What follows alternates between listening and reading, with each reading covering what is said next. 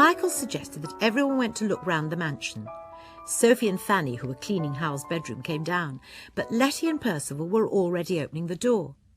It was clear that Percival didn't understand the knob system, and Sophie saw they were opening it purple down.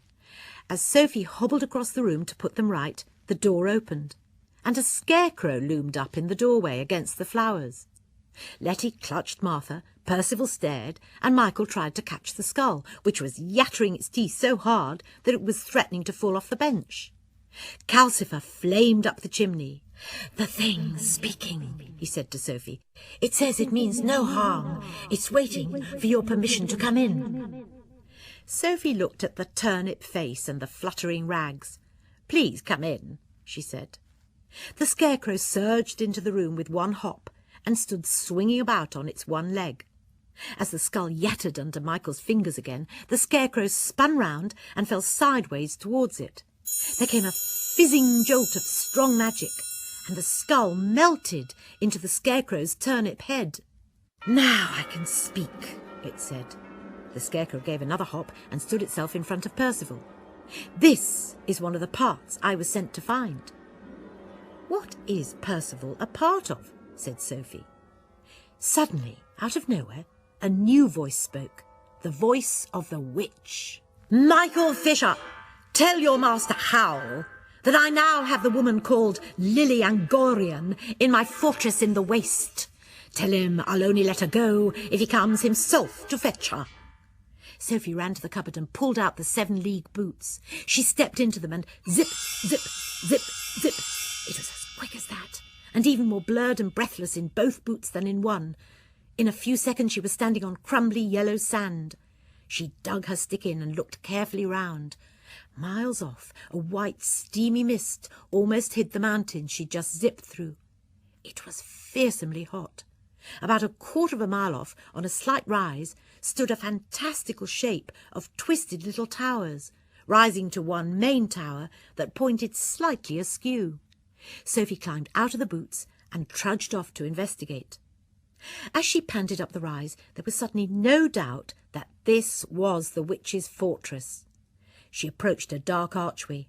There was a moment of nothingness, followed by murky light, and there, before her, stood the witch, waiting. Sophie walked straight up to her, brandishing her stick. The witch backed away. "I'm not to be threatened," she said. "Then give me Miss Angorian and you won't be. We'll wait until Howl comes." The witch gestured towards a sort of throne, which then trundled out from between two pillars. It stopped in front of the witch. A man sat in it, wearing a green uniform and long, shiny boots. He had no head on his shoulders. Sophie realised she was looking at all that was left of Prince Justin.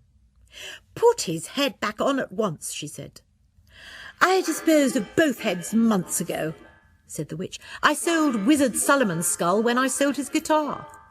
Prince Justin's head is walking around somewhere with the other leftover parts. This body is a mixture of Prince Justin and Wizard Solomon. When we have Howl's head, we shall have the new King of Ingary, and I shall rule as Queen." "You're mad," said Sophie. "You've no right to make jigsaws of people."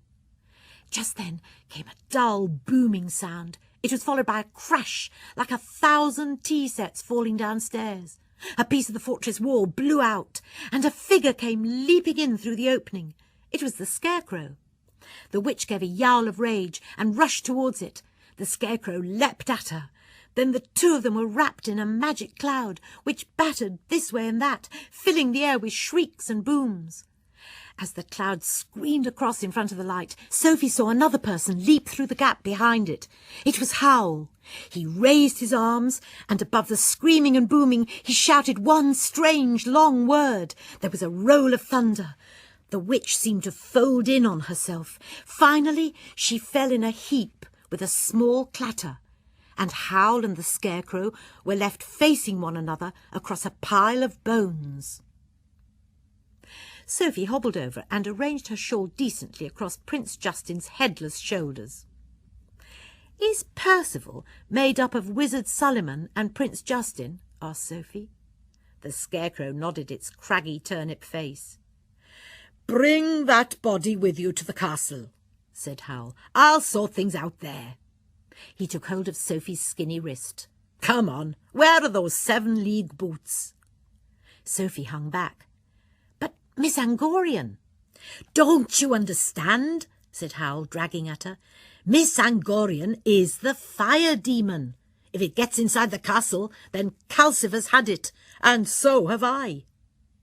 But when they got back to the castle, they found Miss Angorian standing beside the hearth, smiling. "Now," said Miss Angorian, "I can lay hands on your heart." She reached down into the grate and plucked Calcifer out. Nobody dared stir. Howl was stillest of all. Her hand that was holding Calcifer squeezed. Howl and Calcifer screamed. Calcifer beat this way and that in agony. Howl crashed to the floor like a tree falling. Sophie raised her stick slowly and gently. "Stick," she muttered. "Beat Miss Angorian." Then she swung the stick and hit Miss Angorian's tight knuckles the biggest crack she could. Miss Angorian let out a squealing hiss and dropped Calcifer. As Sophie picked him up, she could feel the dark lump of Howl's heart beating faintly between her fingers. Her stick hit Miss Angorian again and again and again. Miss Angorian hissed and staggered. "Calcifer," said Sophie, "I'll have to break your contract by taking back Howl's heart. Will it kill you?" "It would if anyone else broke it," said Calcifer. "That's why I asked you to do it. You can talk life into things. Look what you did for the scarecrow and the skull." "Then," said Sophie, "have another 1,000 years." She carefully nipped him off the black lump, and Calcifer whirled loose.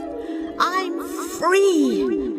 He swirled to the chimney and plunged up it, out of sight. Sophie knelt beside Howl, carefully putting the black lump on his chest. She pushed. "Go in," she told it. "Get in there and work."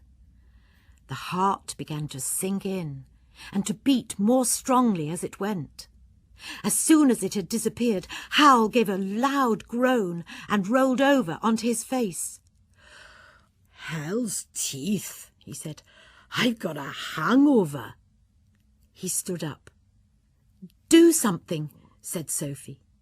Howl needed to take only one look. He held out one hand and spoke a sentence of those words that lost themselves in claps of thunder. Everything trembled. Miss Angorian whined, held out her arms imploringly, and faded away. And the moment Miss Angorian was gone, the scarecrow was no longer there either. If Sophie had cared to look, she'd have seen two men standing in the doorway, smiling at one another. The one with the craggy face had ginger hair. The one with the green uniform had a lace shawl draped round his shoulders. She'd have seen Prince Justin and Wizard Solomon shaking hands and clapping one another delightedly on the back. Howl said to Sophie, "I've been wondering all along if you'd turn out to be that lovely girl I met on May Day." Sophie suddenly realised that, once again, she was. "I think," said Howl, "we ought to live happily ever after." And she thought he meant it.